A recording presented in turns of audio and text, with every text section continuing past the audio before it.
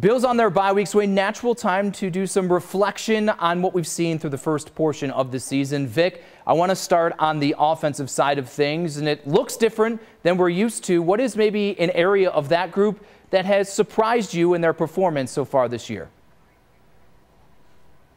I think it's easy to answer this one. It is the receiving core, because I had such low expectations. I think a lot of us did with the turnover there. You say goodbye to your numbers 1 and 2 receivers, and the expectation is production's going to just plummet. Well, early on, that looked to be the case. But even before the arrival of Amari Cooper, you could see people stepping up, and you could see Josh Allen elevating this core the way the Bills were expecting him to. Add Cooper to the mix. Obviously, he hasn't been out there a lot, but the times he has been out there, he's made a difference. The only guy before this season began to catch a pass in a game from Josh Allen was Khalil Shakir. We certainly know what he has done, but you're right. This whole everybody eats, guys popping in different points, different games has really been successful so far to this point. On the flip side, though, this team has very big goals that go beyond the regular season. What on the offensive side maybe needs to elevate to continue their path towards hopefully reaching the Super Bowl?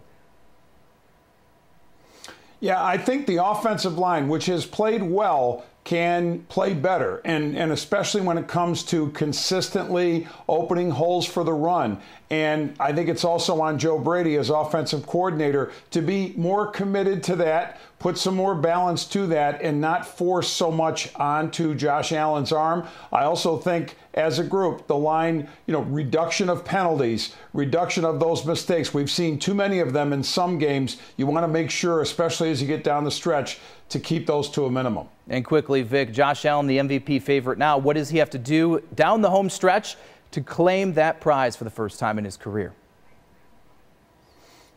Josh Allen just has to keep being Josh Allen. I think he's making a very strong case for himself, carrying this football team. One of the clear defining points of an MVP is how much his production does to make his team obviously successful.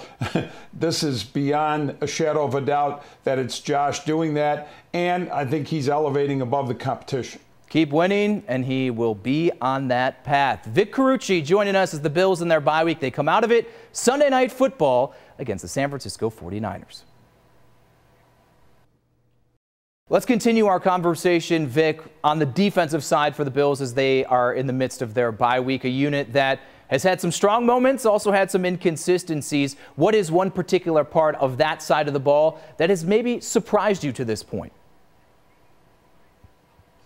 I'm shocked, actually, at how well the Bills have performed at the safety position. Went into this year with such low expectation after saying goodbye to both Micah Hyde and Jordan Poyer.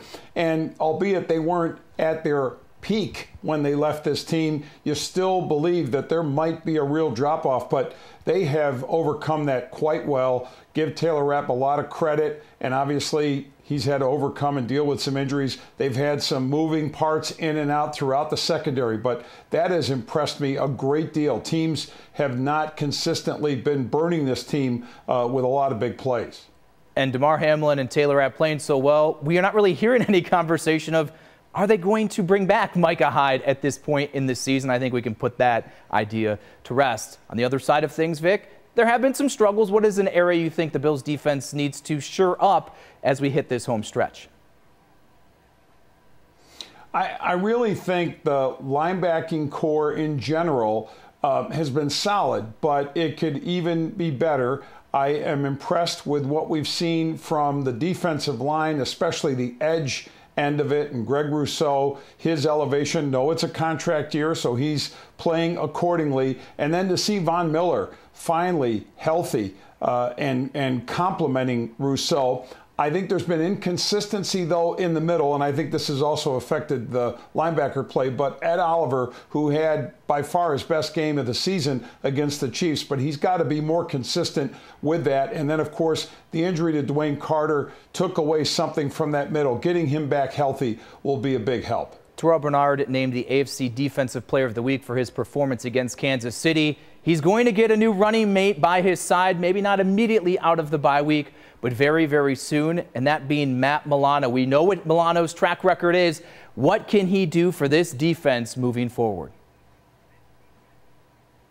Well, if he's Matt Milano, the all-pro version, he'll do plenty. His instincts are really second to none. He can be a dynamic player. We know that. The key, though, is not to let him be a disruptive guy when he comes back. And what I mean by that is he hasn't been in there and he hasn't been part of the chemistry of this group. So that might take a little bit of doing before he settles in. But Matt's such a smart guy, I think it'll work out. I want to give a shout out, though, to Dorian Williams, top 10, I believe, in the NFL in tackles. He has some wrinkles in his game, but I think he has admirably filled in for Milano so far this season. With Vic Carucci, I'm John Scott for Channel 2 Sports.